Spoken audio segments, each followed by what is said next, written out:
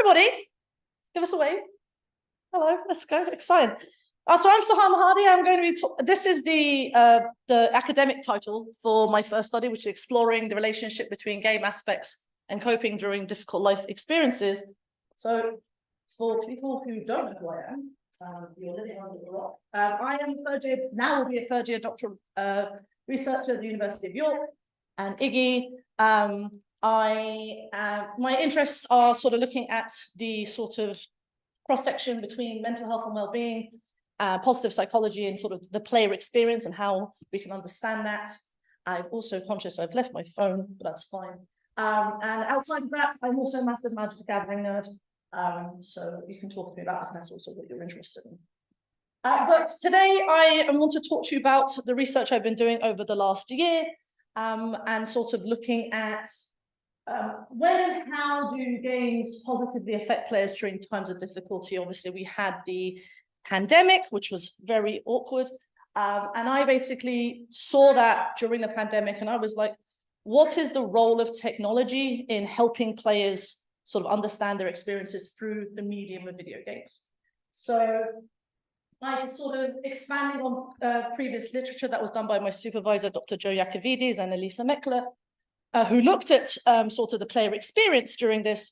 I actually wanted to understand, well, it's all well and good about the player experience, but what is it about the games themselves that offer that? And what is the role of video games in offering, you know, that level of player experience? So these are the research questions I wanted to look at. So what aspects of the games themselves did participants find beneficial and detrimental? Because obviously, as much as I want to find out about the positive aspects, we have to acknowledge there is negative aspects that happen during times of difficulty. And then the wider interest in my research is looking at, well, how do these support and relate to coping strategies? Because a lot of the research that's been done in this space looks at gaming as a way to support coping, which I will explore a little bit later. So I went and spoke to people, 130 of them to be precise. We recruited online. Basically, it was 18 plus, anyone who had experienced a difficult life experience. I can go into that in questions of like what that actually means. And people who had played video games. I was actually super proud of the diverse range of participants that we got. And sort of looking at sort of the makeup of them and sort of looking, you know, we did an online survey and we did a content analysis on analyzing their experiences, what games they played, why they played them, and then what aspects they found beneficial or detrimental. But on top of that, to answer the third research question, we had to actually look at the coping literature itself and actually apply it to the context of games. Because something we noticed when we did the literature is that the coping definitions, I love Folkman and Lazarus, it was very kind of constricted. So we had to actually apply them in the context that we were basically asking a question. So myself and my supervisors developed these definitions. I'm happy to talk about it in more detail, to help us kind of frame the sort of the interactions, the experiences, and the aspects to help support coping strategies. So what did they actually find? Well, firstly, and I'm not going to bring it up just yet, I had 198 games that players played. We had 38 different life experiences across 9 categories, and we had about 150 different accounts of experiences that were kind of told to us. People told us one thing, multiple things, 1 game, 2 games, 5 games, which was amazing to see the rich diversity of the data set we had. But to kind of help us answer the research question, obviously, here we go. Here is all the player experiences that they said. So obviously, look at, you can see the variety that we have. Again, I can talk about this in the questions, but it was super interesting what people were telling us in the data. These are obviously the games they played. Unsurprising that some of these titles are still here, but they weren't as prevalent as you would think. I think the top rated game, which was League of Legends, I think the instance was about 16 players, and I think this was everything less above 10. So that was super interesting from that side. So answering the research question of what aspects of games people found beneficial or detrimental, we found 269 coded segments in the data of about 40,000 words and 32 separate game aspects that players had found beneficial or detrimental during their time of difficulty. We grouped them in these 6 categories, which I will go through one by one. So this is obviously a breakdown of this. Again, I can discuss this in a bit more detail, but you can see that the majority of them are beneficial. And then obviously you can see that there's also a bit of both as well. So challenge, this is obviously the biggest one. This was where games provided players with a sense of, well, challenge, you know, things from grinding to rewards, boss fights, that kind of thing. And sort of this idea of progressing and completing objectives, or having sort of user-defined goals to help them kind of during their time of difficulty. And also some of the examples that we have. This is obviously some of the things, some of the examples. Again, I'm going to kind of skip through some of the kind of quotes. This is the social interaction. Social interaction is around sort of games that provide, well, social interaction. So in gaming communities, cooperative multiplayer functionality in game chat. Again, these are some examples of where it happens. Character interaction. This is effectively where people sort of relate to characters and sort of the character interaction. So how do you interact with NPCs, building your character, developing your character. Again, similar. All of these have very high beneficial impacts. Again, this is another example of it. Environment, this is the aesthetics. This is the immersive game environment. You know, a lot of people, Lawrence spoke about Skyrim. People love Skyrim. And sort of the game world and music being presented. Again, this is another example. Narrative, this is more about sort of the narrative component. So players looking at how the stories are telling them about their life experiences through the stories, and sort of how the narrative plot is kind of used to kind of reflect that story as well. Some familiarity of franchises also. Again, some of the kind of quotes. And then simulation of real world activities. People love to garden. People love to drive in virtual realities, which they can do in the real world, which is super interesting to find. Again, this is kind of an example of that. But the bit that I found super interesting, so that was kind of the broad strokes of, you know, the research I found. We found these game aspects, that's amazing, but how does that then link to different types of coping? So I did a cross-tabulation of the coping strategy that we mentioned and the game aspects that we had, and we saw where the frequencies were. Again, I covered this myself. I had this checked as well with my supervisors, and some of these really stand out. I will say the not applied section. This is where I saw that players were talking about particular game aspects, but they weren't necessarily talking about how they supported coping. So it is still interesting to show, but it was not necessarily related to the question that I felt it was needed to be had.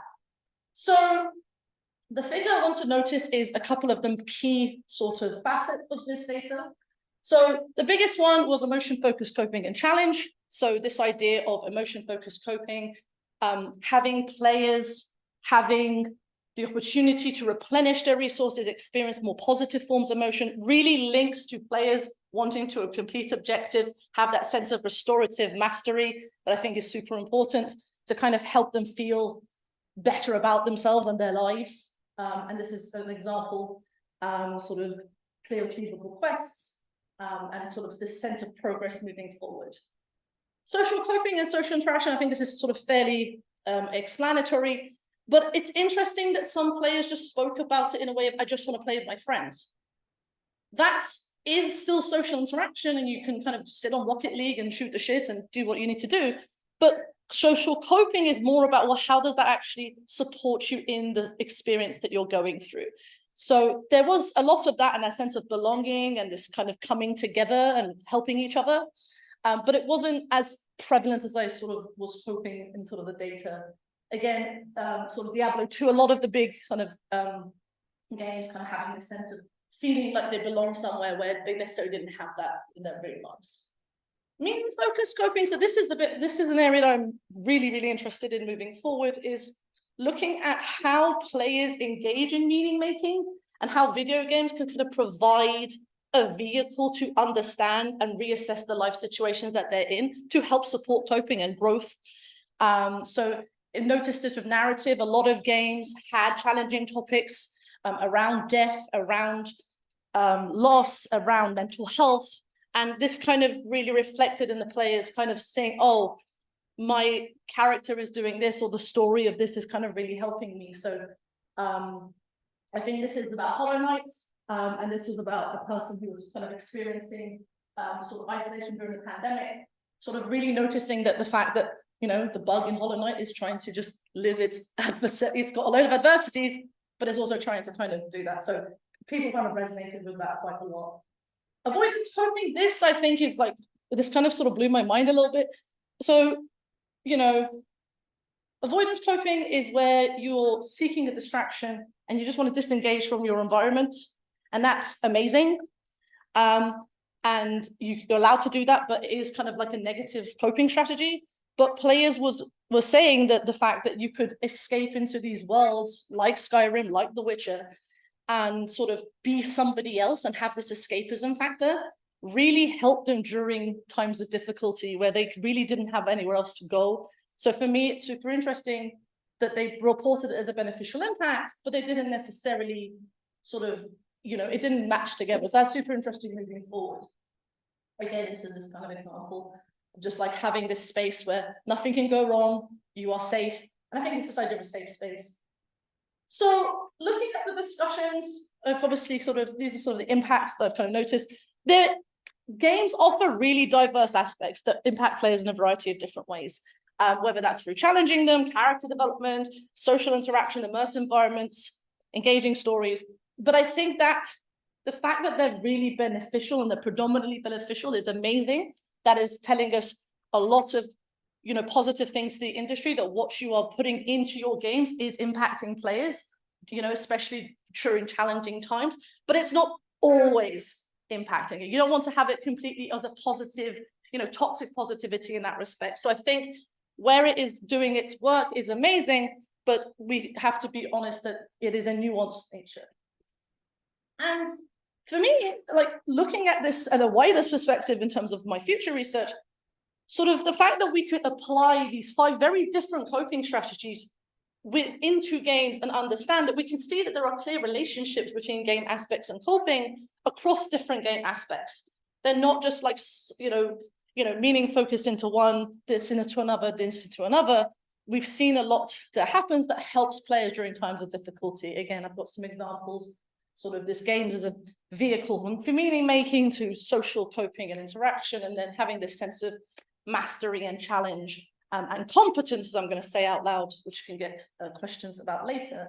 But I'm super interested in now looking at, well, what does coping, you know, how does gaming help provide players a way to support coping moving forward? But there are some limitations. The fact that we use the phrase game aspects maybe was a bit too broad. We could have said components, features. I think that might have potentially helped. Self-report, the nature of self-report in qualitative research means that there are other areas and other ways of collecting the data that you can kind of dig into some of that nuance. And then the intentionality, you didn't really see people who are going through a particular life experience play a game about that life experience, which a lot of the media sort of go, here are games for mental health, here are games for grief. And it's like, we didn't really see that, but that is an area that can potentially be looked at in the future. And then this is kind of my vision for the rest of my PhD. So I'm going to be looking at this idea of healthy escapism and sort of this idea of this avoidance coping that we found, and sort of see how players perceive that when they're playing video games during times of difficulty. Similar with meaning, you know, what meanings do players make of the their gameplay experience during times of difficulty? And then my sort of PhD renaissance is to try and track it over time and see if, you know, how do people engage with games support coping through a longer period of personal difficulty? And my hope is that all of this together will hopefully share some positive news about the positive effects of gaming during times of difficulty. Thank you very much.